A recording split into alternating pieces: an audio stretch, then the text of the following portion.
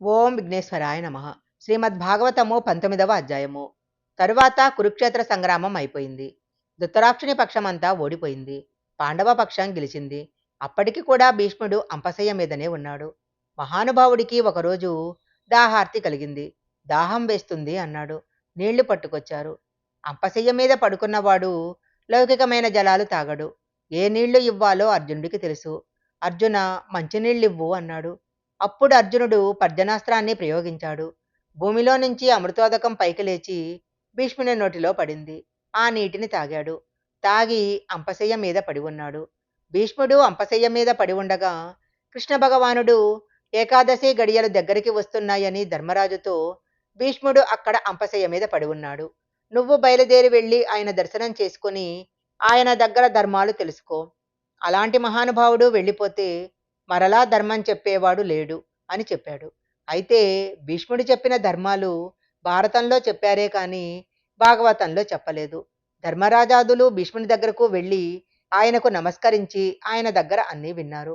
భాగవతంలో మాత్రము వ్యాసుడు ఎక్కడి నుంచి చెప్తాడంటే, ఉత్తర గర్భం మీద అశ్వత్థామ బ్రహ్మాస్త్రాన్ని ప్రయోగిస్తే ఉపపాండవులు అశ్వత్థామ చేత సంహరించబడ్డారు అనే మాటను విన్నాడు.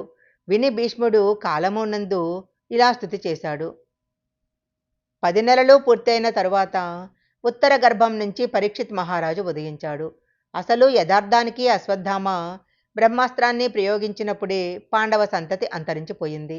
ఆ వంశము అక్కడితో ఆగిపోయింది.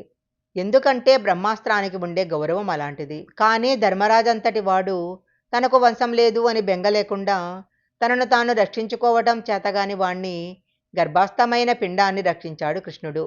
కృష్ణ భగవానుని అనుగ్రహం చేత బ్రతికించబడిన వాడు కాబట్టి విష్ణురాతుడు అని పేరు పెట్టారు. పరీక్షిత్ పుట్టిన తర్వాత ఒక గమ్మత్తు జరిగింది. ఒకసారి ధర్మరాజు గారు సభ తీర్చి ఉన్నారు. లేక లేక కలిగిన పరీక్షిత్తుని ఎంతో ప్రేమతో ఆయన తన తొడ మీద కూర్చోబెట్టుకొని సింహాసనం మీద కూర్చొని ఉండేవారు. ఆ పిల్లవాడు అందరినీ పరీక్షగా చూస్తూ ఉండేవాడు. ప్రతి ఒక్కరినీ ఆ పిల్లవాడు ఎందుకలా చూస్తున్నాడా అని పాండవులు సందేహించారు. మా అమ్మ కడుపులో బ్రహ్మాస్త్రం అనే అస్త్రం వచ్చి అగ్నిహోత్రాన్ని వెదజల్లుతుంటే ఆ రోజున నేను కాలిపోతున్నప్పుడు ఎవరో ఒక అంగుష్టమాత్రమైన మూర్తి శంకుచక్ర గదా పద్మాలతో వచ్చి నన్ను రక్షించాడు. ఆయన విశ్వమంతా ఉన్నాడని మా పెద్ద తాతగారు చెప్తున్నారు. ఎక్కడైనా కనపడతాడా అని సభలో అందరినీ చూసేవాడు. విష్ణురాతుడు అని పేరు పెడితే పరీక్షగా అందరినీ చూశాడు కాబట్టి అతడిని పరీక్షిత్ అని పిలిచారు. పరీక్షిత్ పుట్టగానే ధర్మరాజు జ్యోతిష్కులను పిలిపించాడు. వాళ్ళ పిల్లవాని జాతకం చూసి ఇక్ష్వాకు వంశానికి మొదటివాడైన రాజు ఎలా పరిపాలించాడో అలా పరిపాలిస్తాడు. శిబి చక్రవర్తి ఎలాంటి దానాలు చేశాడో అలాంటి దానాలు చేస్తాడు.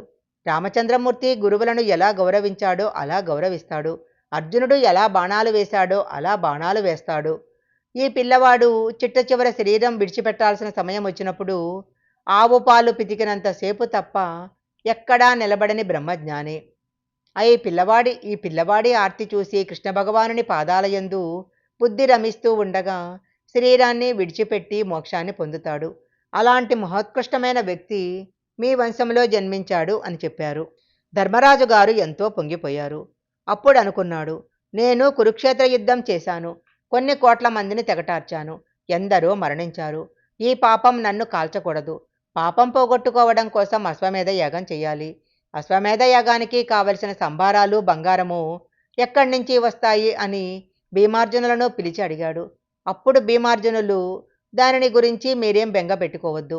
ఎందుచేతనంటే ఇంతకు ముందు ఉత్తర భారతదేశంలో మరుత్తు అనే రాజు అశ్వమేధ యాగం చేసి దానికి కావలసిన కాంచన పాత్రలు మొదలైన వాటిని విడిచిపెట్టాడు.